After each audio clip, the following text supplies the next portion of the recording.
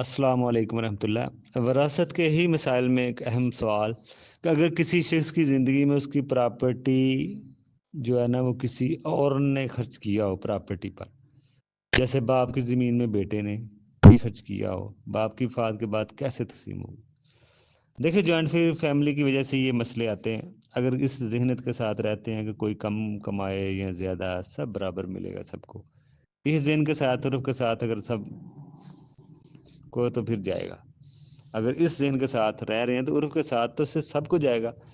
اگر کوئی پیسہ اس ذہن کے سے لگا رہا ہے کہ کل کو جب بانٹیں گے تو عرف کے حساب سے سب کو برابر ملے گا، تو پھر اسی حساب سے فیصلہ ہوگا۔ سیدھی سی بات ہے، سارا باپ کا مانا جائے گا، سب کو ملے گا۔ لیکن دوسری صورت یہ ہے کہ اگر انہوں نے الگ رکھا ہے، دوسری شکل ہے کہ اگر باپ الگ رہتا ہے، بیٹے الگ رہتے ہیں، دونوں نے جو ہے نا وہ مل کر کوئی پراپرٹی خریدی ہے، تو اس حساب سے فیصلہ ہوگا۔ یہاں سب الگ الگ رہتے ہیں، یہاں پر صرف باپ کی پراپرٹی صرف بیٹے کو بٹے گی، بچوں کی نہیں بٹے گی۔ الگ الگ رہتے ہیں، انہوں نے الگ الگ طے کیا ہوا۔ اگر اکٹھے بھی رہتے ہیں تو الگ الگ وہ طے کر لیں، الگ الگ اپنا مال رکھتے ہیں تو الگ الگ ہی تقسیم ہوگا، الگ الگ ہی مانا جائے گا۔ شروع میں جس ذہن کے ساتھ پیسہ لگا رہے تھے اس حساب سے فیصلہ ہوگا۔ اگر شروع میں اس ذہن سے لگایا کہ سب کا برابر برابر ہے تو بعد میں زیادہ نہ کوئی مانگے، جیسی صورتحال ہوگی ویسے ہی فیصلہ ہوگا۔ یہ اصولی باتیں بتا دی ہیں۔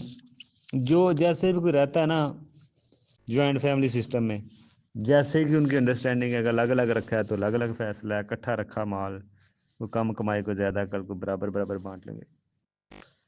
یعنی کہ جیسے انہوں نے رہنا شکل بنائی ہے، رہنے کی صورتحال بنائی ہے، اس حساب سے فیصلہ ہوتا ہے۔ اصولی باتیں میں نے بتا دی ہیں۔